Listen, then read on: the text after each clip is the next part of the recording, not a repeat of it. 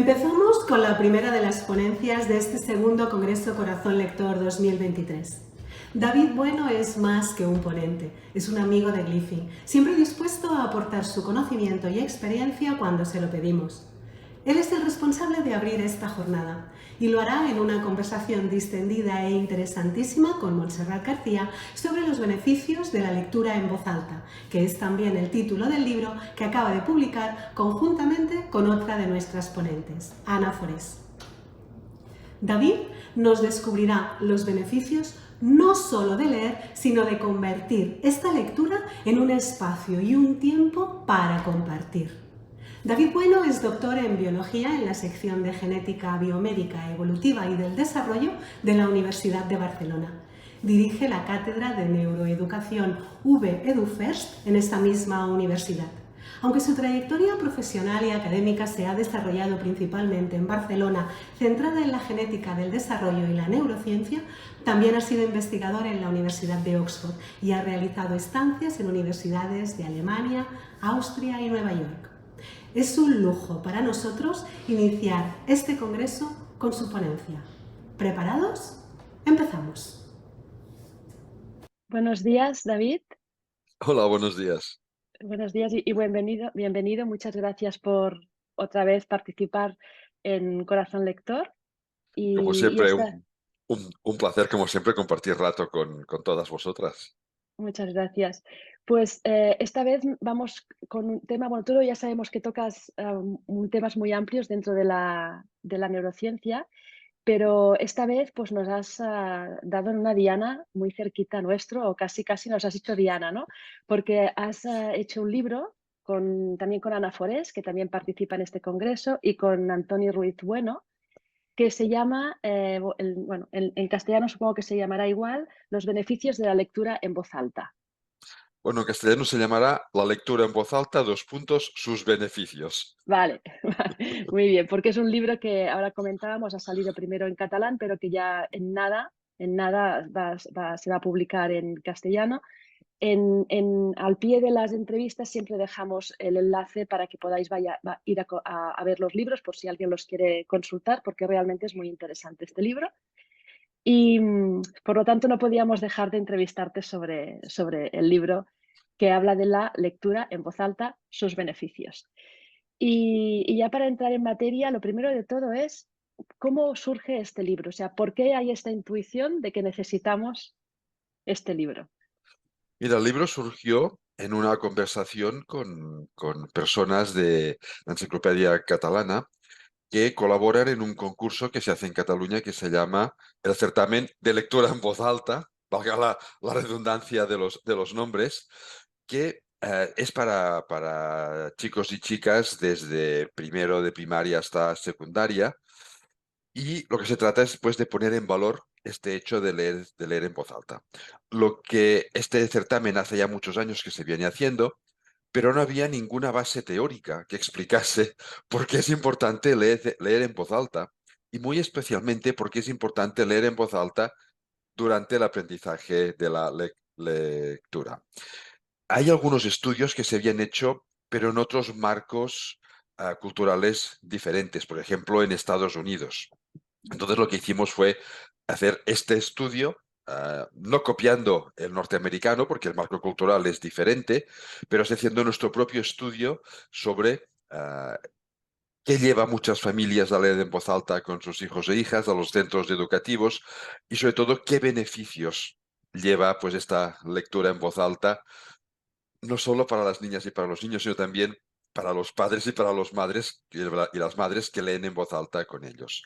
Entonces fue un estudio básicamente hecho con encuestas y correlacionando estas encuestas con todos los datos neurocientíficos que ya se han ido acumulando esta última década sobre qué implica leer primero y leer en voz alta después para nuestro cerebro.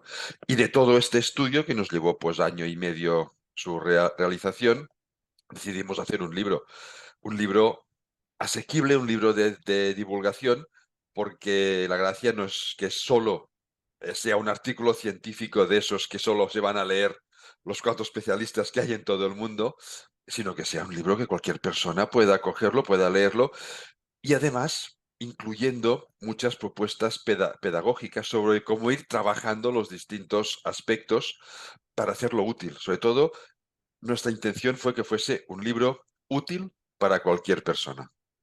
Muy bien.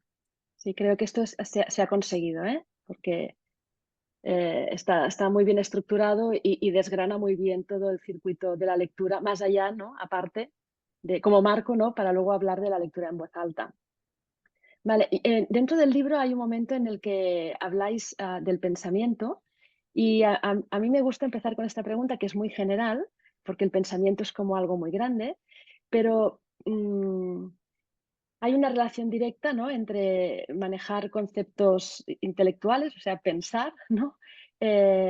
Con la palabra. Entonces, ¿podríamos llegar a decir que son la misma cosa o casi? Pensamos porque tenemos palabras porque pensamos, y más allá de si fue antes el huevo o la gallina, que mucho da igual, ¿esta relación es realmente tan potente y tan indestructible? Es una relación muy, muy intensa y tiene pues una explicación neurocientífica, aunque no es una relación, iba a decir que inventásemos los neurocientíficos o que descubriésemos nosotros. Ya Darwin, en uno de sus libros, Darwin, el padre de la teoría de la evolución, en el libro que habla sobre la evolución humana, ya escribió que una cadena compleja de pensamientos no sería posible sin la ayuda de las palabras, ya sean habladas o pensadas, porque muchas Ujú. veces pensamos en palabras. A ver, podemos pensar sin palabras. Podemos pensar a través de imágenes, de sonidos, de sensaciones, pero lo que sí está claro es que un pensamiento complejo, de los que nos llevan del pasado hacia el presente para poder anticipar el futuro, de los que nos permiten buscar alternativas diferentes a cualquier situación, de esos pensamientos que nos permiten incluso comunicar aspectos muy complejos, no solo de nuestro propio ser, sino también de nuestro entorno, no serían posibles sin las palabras.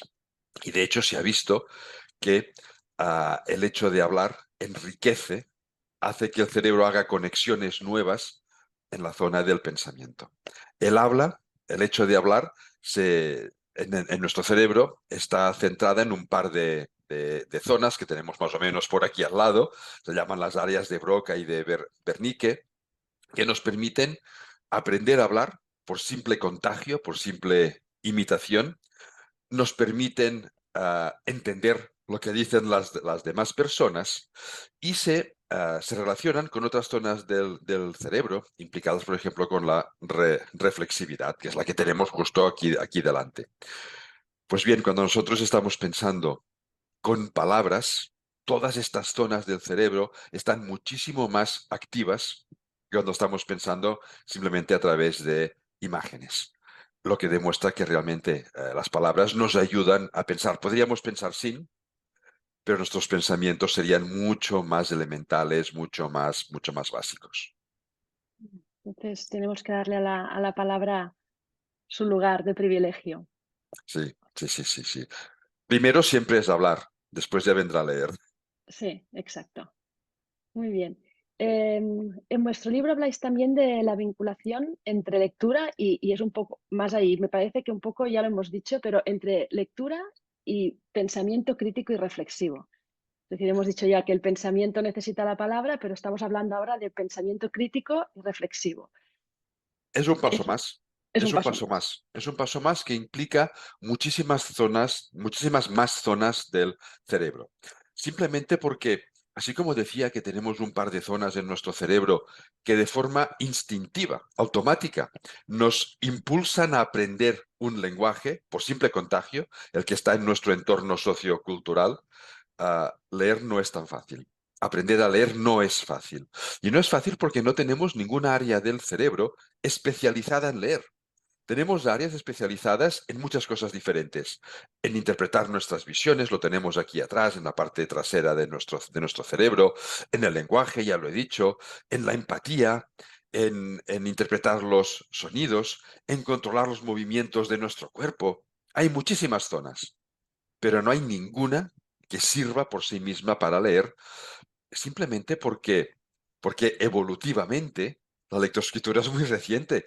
El primer alfabeto tiene 5.000 años y la evolución es mucho más lenta. A lo mejor si esta conversación la tuviésemos dentro de 50.000 años, la podemos volver a repetir, a ver si ha cambiado alguna cosa. A lo mejor sí que diríamos, hay una zona del cerebro que ha evolucionado Mm. para especializarse en leer y en escribir. Ahora no. Significa que para aprender a leer y a escribir hace falta que el cerebro recicle zonas que normalmente sirven para otras cosas, las recicle y las conecte de una manera que por sí mismas probablemente jamás se hubiesen conectado de esa manera. Eso implica mucho gasto de energía. Por eso aprender a leer para algunas personas es fácil, más o menos fácil. Para otras les puede costar un poquito más, pero es que debe costar. Es que no hay más remedio.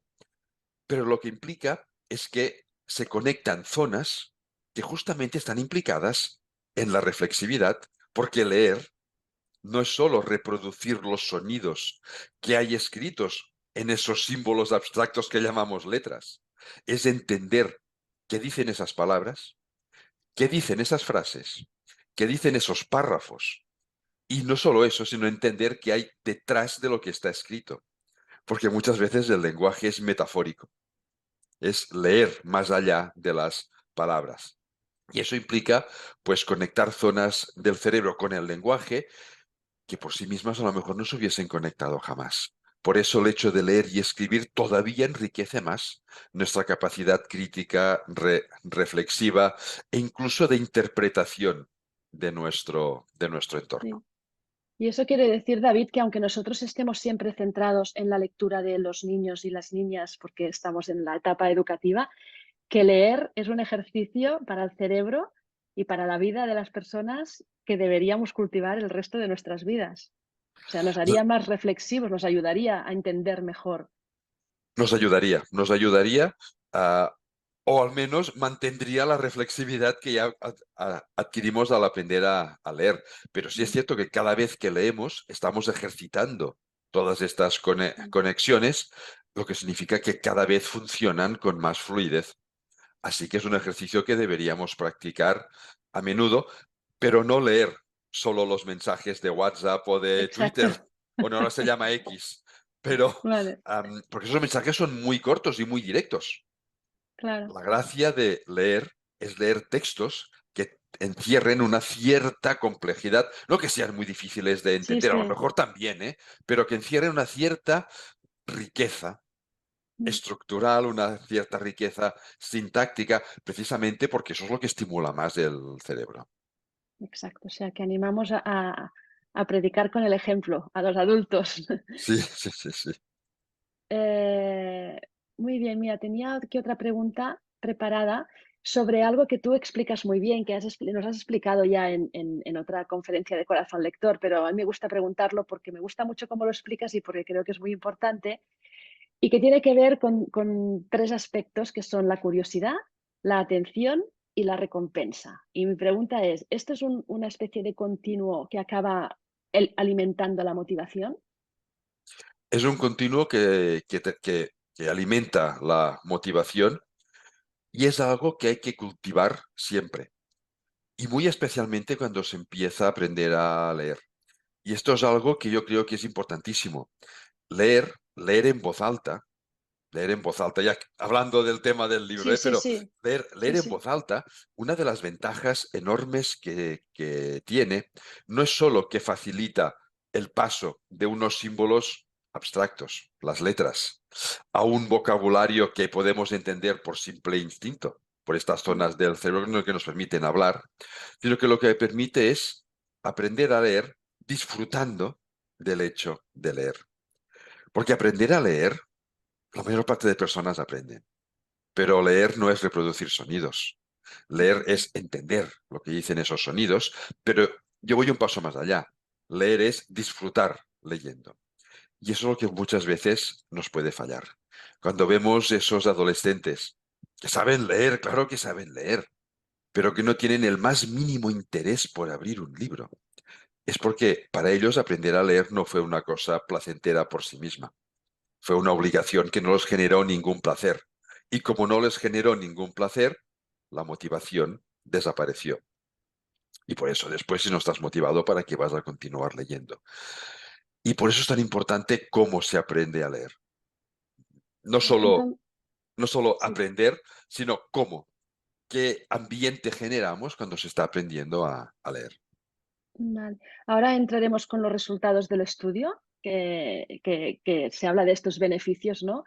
Pero relacionado con esta pregunta, una de las cosas, diríamos, más importantes o una de las cosas importantes de leer en voz alta tiene que ver justamente con generar esta motivación. O sea, generar este vínculo y este clima es uno de los factores.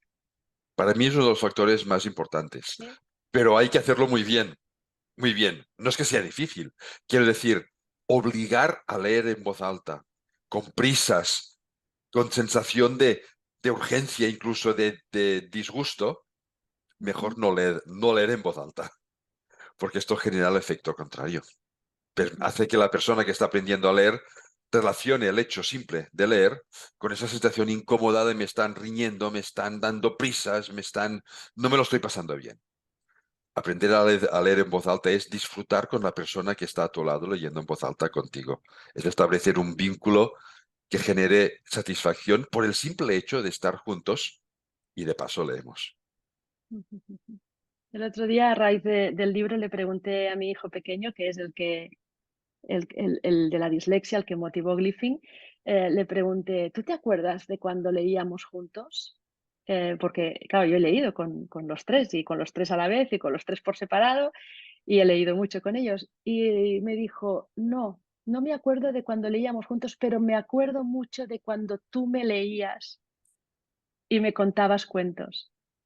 Es decir, como a él leer no le gustaba, los momentos en que leíamos juntos no los recuerda.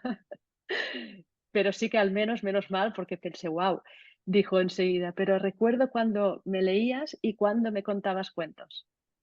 Es que el hecho de leer juntos en voz alta tiene un inicio que es leerles nosotros cuentos, contarles historias, para que ya encuentren ese gusto de estar haciendo algo a través del lenguaje con la persona que más a gusto se sienten. Leerles Ujú. cuentos de pequeños, incluso antes de que aprendan a hablar. Puede parecer que como no saben hablar no se van a enterar de nada, todo lo contrario. Están adquiriendo vocabulario, aunque no lo expresen. Están Ujú. adquiriendo el ritmo del lenguaje. Están adquiriendo la pronunciación de las palabras. Y están aprendiendo el gusto de estar escuchando también a otra persona. Y una pregunta que ahora me salgo un poco de las preguntas que yo tenía en la cabeza, pero si alguien siente que no es un buen lector, alguien que no quiere leer en voz alta porque siente que él no es o ella no es un buen ejemplo porque no se siente un buen lector, a estas personas, ¿qué les podríamos decir? Que lo hagan igualmente, Que lo que, hagan dis- igual. que disfruten, que no se sientan en ningún momento incómodas por estar leyendo en voz alta, aunque crean que a lo mejor no leen suficientemente bien. Lo importante no es tanto leer bien tú, sino que esa niña o ese niño disfrute leyendo a tu lado. Y para eso Muy debe bien, verte a ti disfrutar mientras estás leyendo. Así es que pasémonoslo bien con esa persona. muy bien. O sea, el momento es lo más importante y la intención más allá Sí, de la habilidad propia. sí, sí, sí, Muy sí. bien. Pero es que si leemos en voz alta con ellos, también lo haremos mejor nosotros. También iremos Claro, sí, mejorando sí. nosotros. Así Sí, sí, que sí. es un Esto beneficio mutuo. lo decimos siempre. Y además yo lo cuento siempre que hay personas que tienen niños con dificultades de lectura y que ellas a su tiempo pues también lo tienen y a veces cuando practican, luego vienen y nos dicen con la boca muy pequeñita, pero nos dicen, ¿puede ser que yo esté mejorando también? Y dices, no puede ser, no, seguro. Estás Seguro. practicando igual que tu hijo, por lo tanto estás mejorando igual que tu hijo. Sí, sí. Muy bien. Eh, vale, hay como 4 puntos al final que son como el resumen, ¿no? Como 4 conclusiones que tienen que ver. Yo te los digo los 4 y luego tú comentas a tu ritmo y lo que quieras comentar de cada uno de ellos. Uno es lo digo porque son aspectos que van más allá de la lectura. Nosotros en Glyphing hablamos siempre de la lectura, pero aquí son 4 aspectos que sí que nosotros tocamos, pero alguno más y otro menos, y alguno, pues nosotros nunca hemos hablado, por ejemplo, de la integración somatosensorial, ¿no? O, por ejemplo, los vínculos, que ya lo hemos nombrado, Luego la teoría de la mente y las funciones ejecutivas, de las cuales nosotros sí que hablamos mucho. Pero, por ejemplo, integración somatosensorial y teoría de la mente son dos temas que digo, mira, esto es para añadirlo. Mira, iba a decir, son dos palabrotas, dos tecnicismos que los neurocientíficos usamos mucho, pero que son muy, muy sencillos de entender y muy importantes. Mira, la integración somatosensorial. Básicamente, ¿en qué consiste? Consiste en integrar lo que es nuestro cuerpo con nuestra mente. Me explico mejor. Nacemos con todos los sentidos activos. Hablo de personas que se llaman neurotípicas, que no tengan ninguna diversidad funcional. Si no, por supuesto, pues hay pequeñas diferencias, ¿no? Pero una persona neurotípica, sin ninguna diversidad funcional, nace con todos los sentidos activos. Pero no nacemos con la capacidad de integrar los distintos sentidos para tener una imagen unificada de nuestro entorno. Al final lo que tenemos siempre es una imagen unificada de nuestro entorno. No va a la vista por un lado, el oído por otro, sino que todo se relaciona en nuestro cerebro. Para integrarlo hay que aprender a integrarlo. La zona del cerebro que se llama, esa sí tiene un nombre muy poco imaginativo, se llama zona de integración porque es la zona que integra y esa zona madura a base de usarla, usando tantos sentidos como sea posible simultáneamente. Esto implica que debemos usar vista, oído, tacto, olfacto. Gusto es el juego de las niñas y niños, el juego es espontáneo, pero no solo los 5 sentidos tradicionales, vista, oído, tacto, olfacto y gusto. Eso ya lo decía Aristóteles hace 2400 años y parece que muchos libros todavía no han superado esa etapa, porque tenemos más sentidos. Debo reconocer con toda sinceridad que no nos ponemos muy de acuerdo los neurocientíficos en cuántos sentidos tenemos. Tenemos. Más de 5 seguro, más de 5 seguro. Yo me gusta hablar de 2 más, porque 2 es muy fácil de añadirlos y explican ya todo el resto de complejidad de un ser humano. Uno es la propiocepción. Son las terminaciones nerviosas que tenemos por nuestro cuerpo y que nos indican la posición de las distintas partes de nuestro cuerpo de unas respecto a las otras. Sabemos si tenemos el brazo estirado o doblado sin verlo, porque lo notamos. Y otra es la interocepción, que es las terminaciones nerviosas que están por nuestros órganos internos, por nuestras vísceras, que nos están indicando cómo es nuestra digestión hoy, nos están indicando cómo están nuestros pulmones, nuestro corazón. Y eso es muy importante porque es nuestro cuerpo. Y siempre aprendemos a través de los sentidos, vista, oído, pero aprendemos en relación a nosotros mismos. Cada uno de nosotros somos el eje de nuestro propio aprendizaje. Así que para integrar bien todos los sentidos y mejorar después cualquier tipo de aprendizaje, hay que integrarlos todos, tanto como sea posible. Es el juego tradicional, el juego físico. Los niños se mueven, tocan, escuchan, ven, ¿vale? En el aprendizaje lector es exactamente igual. Cuantos más sentidos estén implicados en aprender a leer, más zonas del cerebro estarán activas, mejor lo integrará esta zona de integración y por lo tanto más fácil será no solo aprender a leer, sino después ser un buen lector. Eso significa, claro, leemos con la vista. Hablo de personas, por supuesto, neurotípicas, ¿eh? Una persona con déficit visual, pues aprenderá a leer con el tacto, el lenguaje braille, ¿no? Pero si no aprendemos con la vista, es un sentido. Un sentido. Bueno, pues que si además tocamos el libro, vamos pasando las páginas, incorporamos un segundo sentido, que es el tacto. Si el libro está encima de un pupitre y no lo tocamos para nada, el tacto no está presente. Si además estamos leyendo en voz alta, incorporamos el oído. Porque no solo nos escuchamos a nosotros mismos, sino que cuando está leyendo la persona que está con nosotros, ahí está el oído presente, ya tenemos más sentidos. Pero es que muchas veces cuando leemos en voz alta, también hacemos movimientos. Es algo muy instintivo. Estamos leyendo con nuestra hija, con nuestro hijo, con alumnos, los que también nos dedicamos a la educación. Bueno, yo no enseño a leer, ¿vale? Los míos ya son mayores, ¿no? Pero cuando los profesores que están enseñando a leer, cuando están leyendo con sus alumnos, muchas veces hacen movimientos. Ujú. Cuando están hablando, yo qué sé, yo recuerdo, yo leía a uno de mis hijos, le encantaban las historias de trenes y le leía los cuentos de Thomas, una máquina de ferrocarril que, bueno, que tenía muchos amigos, eran ferrocarriles diferentes. Pues sin darme cuenta, pues cuando el ferrocarril avanzaba yo hacía así con la mano. Claro. Y él hacía así con la mano cuando le tocaba empezar a leer a él. Eso es movimiento. Eso es la propiocepción. No solo leo y estoy quieto, sino que además hago pequeños movimientos con mi cuerpo. Juego con la voz.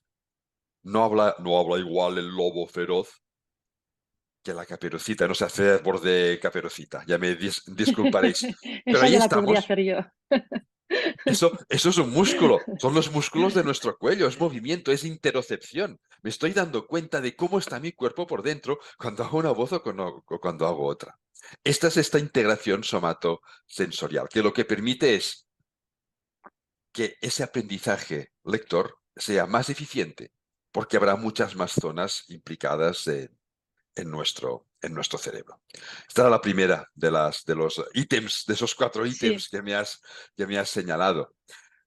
Otro es el vínculo. Es el vínculo.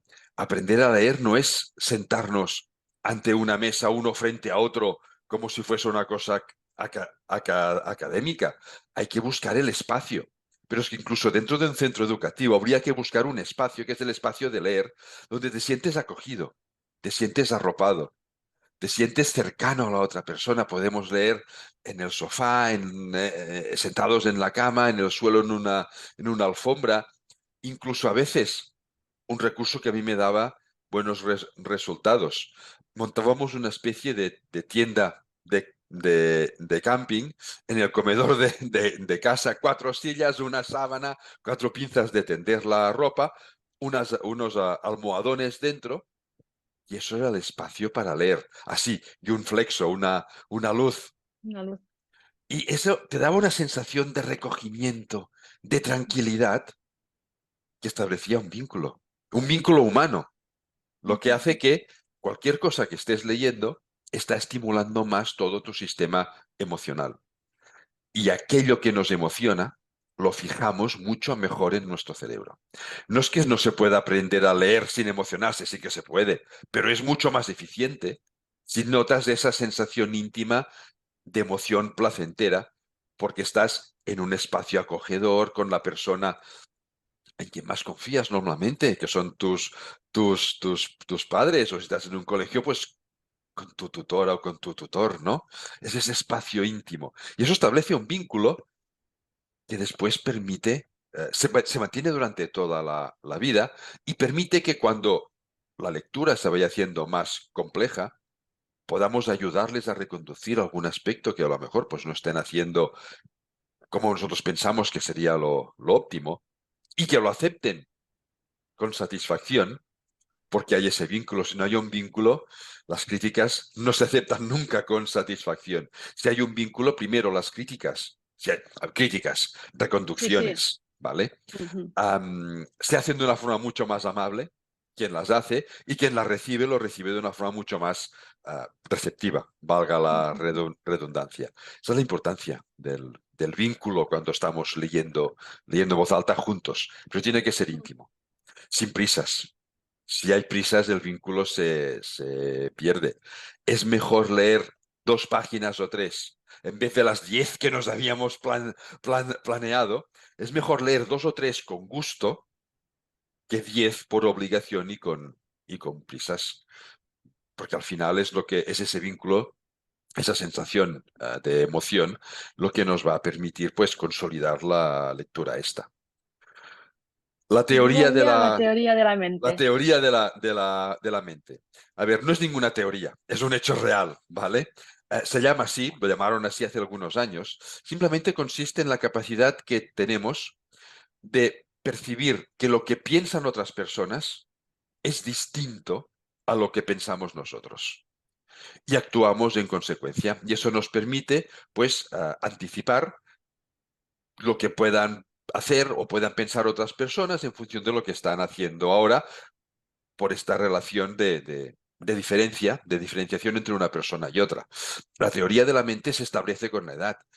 Los bebés están convencidos que lo que ellos piensan es lo que piensa todo el mundo. Eso hay un juego muy divertido. Tú pones dos cajas, un niño delante, o sea, un niño, una niña pequeños de un par de años delante, y tú pones pues una golosina dentro de una caja.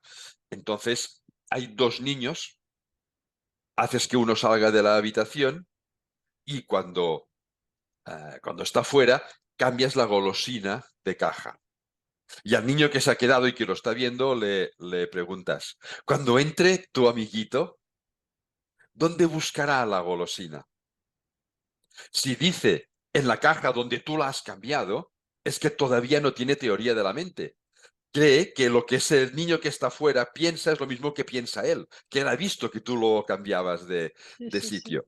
Y cuando se desarrolla la teoría de la mente, lo que dicen es, le engañaremos, pensará que está en esta caja y está vacía, porque lo hemos cambiado. Bueno, eso se desarrolla con la edad, por supuesto, pero se ha visto que ah, los cuentos que explicamos a las niñas y a los niños, y por lo tanto el hecho de leer estos cuentos, favorece la teoría de la mente. Y no solo hace que madure tal vez un poquito antes, sino sobre todo que madure mejor. Que nos sea mucho más fácil ver que otra persona no tiene por qué pensar lo mismo que pensamos nosotros. ¿Vale? Esas frases de, si a mí me gusta algo, es que a todo el mundo le gusta esto, demuestra un dominio no muy intenso de la teoría de la mente. Que me guste a mí no significa que a lo mejor no le gusta a nadie más, ¿no? Es un aspecto muy importante de los cuentos, de contarles cuentos, pero sobre todo también de que después de ellos los lean, porque se integran muchas más zonas del cerebro. Y Y esto las tiene que funciones... dar, perdona, ¿eh? Esto tiene Sí, que sí, dar también mayor flexibilidad cognitiva, ¿no? También mayor capacidad de entender muchos más marcos mentales. No solo que el otro piensa diferente, sino las posibilidades que hay de qué es lo que puede llegar a pensar el otro, ¿no? Tiene que dar una visión. muchísimo más amplia. Sí, sí, sí, sí. Mm, Y por eso también es interesante muchas veces que muchas de los cuentos que leemos pues incluyan aspectos de otras culturas, ujú. porque es la forma de integrar marcos mentales diferentes a los nuestros, lo que genera mucha más flexibilidad después para interpretar cualquier relación humana. Tenemos más puntos de referencia donde integrar cualquier nueva relación que nos llegue, ¿no? Y esto, Sí. perdona, una vez más, es algo que no es solo para aplicar en los niños. O sea, los adultos podemos seguir aumentando este abanico de comprensión hacia el mundo y hacia los demás a través de la lectura. Sin duda, sin duda. Hay algunos estudios que ven que han visto que las personas que leen más novelas tienen más capacidad de interpretar los marcos mentales de otras personas, porque claro, las novelas, estamos hablando de novelas que Sí, tengan una sí. cierta profundidad psicológica de los personajes, por supuesto, ¿vale? Que te permita ver que esa persona que al principio actuaba de esa manera, después resulta que está pensando todo lo contrario. Bueno, pues eso te da una mayor apertura mental para entender. Sí, sí. Sí, ahora te dejo continuar, ¿eh? Pero esto me recuerda a mi hermana mayor, es una súper lectora, es una de estas niñas que aprendió a leer muy pronto y Margarita lee, iba a decir lo que no está escrito, no, no es posible leer lo que no está escrito. Margarita lee muchísimo, ha leído muchísimo toda su vida y Margarita dice que ella se conoce mejor a sí misma y conoce mejor a los demás y de hecho se ha vuelto una persona realmente con mucha capacidad de empatía y de comprensión y dice que se lo ha dado esto, que se lo ha dado la novela, que se lo ha dado Sí, los libros. Y dice sí. exactamente esto sin ella haberlo leído en ningún artículo, por experiencia, por su crecimiento personal propio. Mm, Sí, pero para que suceda esto, hay que mm. pensar sobre lo que leemos. Sí, sí, Que sí, es lo que sí, viene de las funciones ejecutivas. Por lo tanto, va fantástico el orden que me has propuesto sí, sí, de sí, temas sí, a sí, abordar. sí. Si uno lee sin pensar lo que está leyendo, pues Ujú. este proceso, a ver, un poquito siempre se produce, pero es muchísimo menor Si tú piensas, ay, mira qué le ha pasado, y tú qué harías en esta situación. Eso es algo que cuando leemos en voz alta con niños y niñas hay que hacer también. Y es, ¿y cómo te sientes? ¿Y cómo crees que se debe sentir Caperucita cuando se ha visto engañada? ¿Y cómo crees que se debe sentir el lobo cuando ha visto que no ha conseguido engañar al cazador? No sé, me lo invento. Hablo de Caperucita porque es el primero que me viene a Sí, la sí, sí, cabeza sí. ahora, ¿eh? Pero hay millones de cuentos diferentes. Claro, reflexionar con ellos más allá de lo que está escrito, lo que permite es primero que hagan esta apertura mental y después que exploren sus emociones en relación con eso. ¿Cómo se debe sentir Caperucita? Tienes que hacer el ejercicio de ponerte en la piel de Caperucita, empatía, teoría de la mente, pero viviéndolo tú, porque si tú no lo vives no sabrás cómo puede ser que ella viva una cosa o viva otra. Por lo tanto, es un enriquecimiento no solo de comprensión, sino un enriquecimiento emocional, pero hace falta pensar sobre lo que leemos a cualquier edad, por supuesto. Sí, Sí, sí. sí, sí, sí, sí. ¿Y las funciones ejecutivas? Esto se relaciona con las funciones ejecutivas, que son las que nuestro cerebro gestiona desde la parte más frontal. Implica reflexividad, implica planificación, razonamiento, implica gestión emocional. Es la zona más compleja de nuestro cerebro y es la que nos hace más humanos, de hecho. Bueno, todo el cerebro nos hace humanos, ¿no? Pero la capacidad de reflexionar, de decidir, de ver qué estado emocional tenemos, qué estado emocional tienen otras personas y ajustarnos. Bueno, pues el hecho de leer, si leemos de esta forma, con tranquilidad, reflexionando, ayudando a reflexionar a las niñas y los niños, haciéndoles algunas preguntas bien seleccionadas para que se den cuenta de que los personajes tienen sentimientos propios. Bueno, pues eso lo que hace es fortalecer esta zona del cerebro, porque la están usando. Y cada vez que la usan, hace conexiones nuevas, lo que significa que va a funcionar con más rapidez y con más fluidez en el futuro. Pero repito, hay que leer con gusto, hay que leer sin prisas para poder pensar, para poder reflexionar, para poder hablar sobre lo que se está leyendo. Muy bien. Y antes lo has nombrado, has hablado de los adolescentes. En el libro sale específicamente, ¿no? La idea de que realmente, la idea o el hecho de que muchas veces a partir de los 10 años los niños, las niñas dejan de leer. ¿Tenéis una explicación a esto, más allá de no han vinculado, o es esta la explicación, no han vinculado la lectura con algo placentero? A ver, esta es una de las explicaciones. El cerebro es muy complejo, jamás hay explicaciones únicas, ¿no? Únicas. Esta es una de ellas, por supuesto, ¿no? Mm, Y está presente pues, en muchos adolescentes que dejan de leer. Claro, hay otra, y es que de hecho no es que dejan de leer cosas por placer. Los estudios también se hacen más complejos. mm, Los libros de texto, los materiales que tienen para estudiar son más complejos y también implican leer muchas veces. Leer un libro de texto, leer un material que te ha dado tu profesora o tu profesor. Pasa que ya no es una lectura por placer, ujú. pero leen. El problema es que es una lectura diferente, que está enriqueciendo otras cosas, pero no estas. Eh, y después que en la adolescencia lo que les encanta más es socializar con sus iguales, con otros adolescentes. Y eso lleva tiempo, un tiempo que de algún sitio van a sacar, ¿no? Claro, si durante los primeros años lectores han encontrado gusto por leer, placer por leer, incluso tienen afán por seguir leyendo, aunque a lo mejor disminuyan un poco el ritmo, seguirán leyendo en sus ratos libres por simple placer. Si ahora combinamos que a lo mejor no han aprendido con suficiente placer, con que tienen otras cosas en la cabeza, socializar, y que ya están leyendo a través de, bueno, lo que les toca en su centro educativo, pues es muy fácil que lo primero que sacrifiquen sea el leer por placer.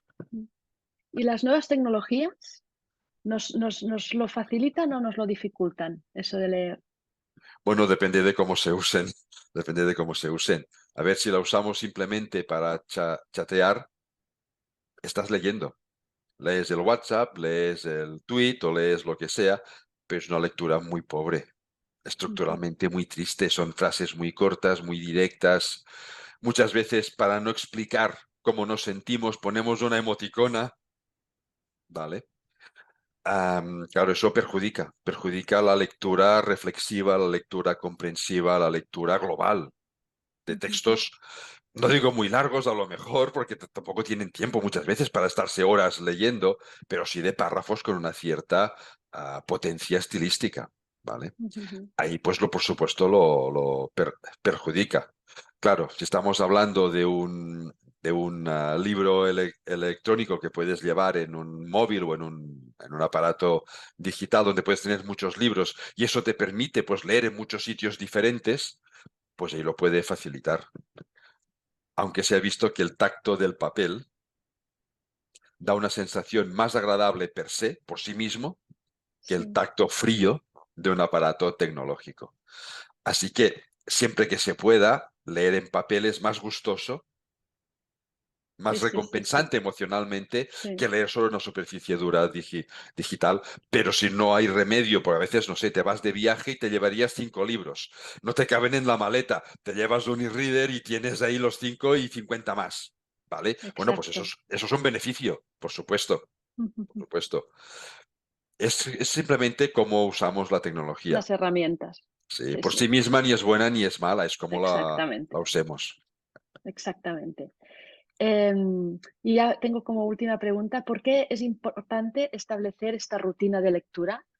¿No? De esta lectura en voz alta, que además no es una cosa que hagas una vez al año por Navidad, ¿no? Sino que es No. algo que se tiene que establecer como algo que forma parte de la vida, ¿no?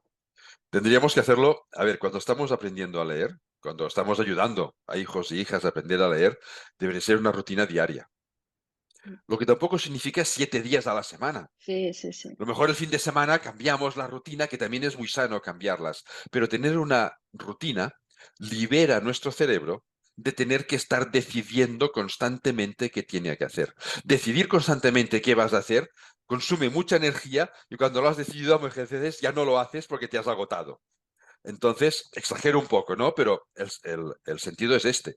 Si tú tienes una rutina y ya sabes, cada día, pues a las 7 nos sentamos en el sofá o donde sea y nos ponemos a leer pues 20 minutos, media horita, el tiempo que sea, pues ya es una rutina y cuando llegas ahora, si lo haces además con placer y por placer, pues ya estás esperando que llegue esa hora, te sientas, lees un ratito y después cada uno lo suyo, ¿vale? Muy bien. Y no tienes que esforzarte por decir, ahora toca, no, que estoy jugando. Venga, pues esperamos Eso es puede ser muy, muy agotador. Mm.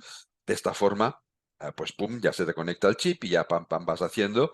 Disfrutas más de esos 20 minutos porque no has tenido que pensar, ahora me toca ponerme a leer. Ya es una rutina.